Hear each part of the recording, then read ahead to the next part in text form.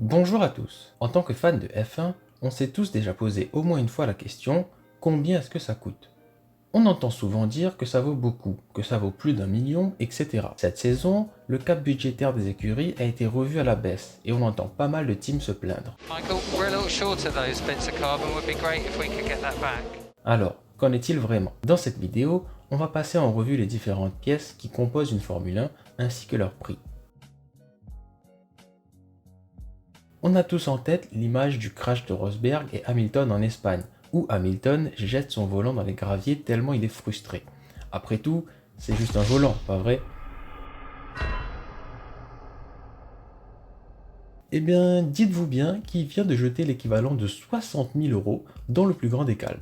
C'est comme si tu as une Mégane RS et tu la jettes dans le fossé, comme ça. L'aileron arrière, c'est une pièce qui ne casse pas si souvent que ça. Et heureusement, parce qu'elle coûte environ 100 000 € à produire. Ça commence à faire pas mal. Oh, l'aileron avant, vous me direz, ça casse facilement. Un petit choc ou un vibreur mal placé et c'est fini. Ça doit pas coûter trop 150 000 €. Et ouais, c'est le prix d'une bonne AMG GTS qui vole en éclats quand vous freinez trop tard sur F1 2021 et que vous ruinez la course d'un pauvre mec qui a rien demandé. Les freins, c'est important. Si, je vous assure. Et du coup, eh bien ça coûte forcément un peu cher. C'est pas moins de 170 000 € qui partent également dans le freinage d'une Formule 1. Et dites-vous bien qu'il n'y a même pas l'ABS d'inclus. L'échappement, c'est juste des tuyaux. Ça doit être la partie la moins chère, non? Eh bien pas du tout. 190 000 €. Allez, au suivant. Petite pause rapide pour te rappeler que si la vidéo te plaît, n'hésite pas à lâcher un pouce bleu et à t'abonner pour plus de vidéos de ce genre. Allez, c'est reparti.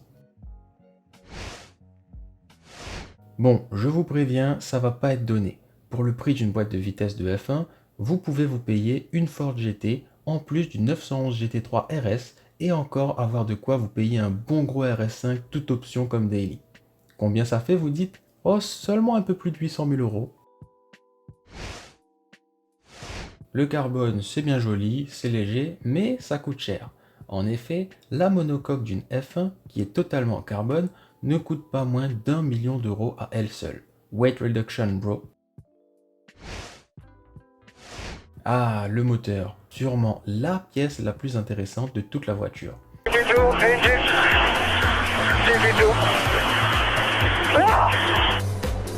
Alors, combien vous dites? 1 million? 2 millions?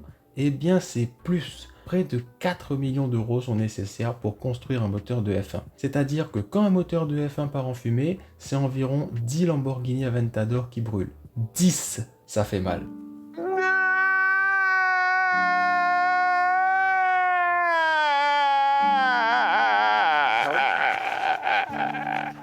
Bon, si on récapitule, ça fait au total pas moins de 6 500 000 € pour produire une voiture de Formule 1. On comprend mieux pourquoi même les grosses teams comme Ferrari et Red Bull se plaignent cette saison. Maintenant, vous pourrez dire que vous le savez.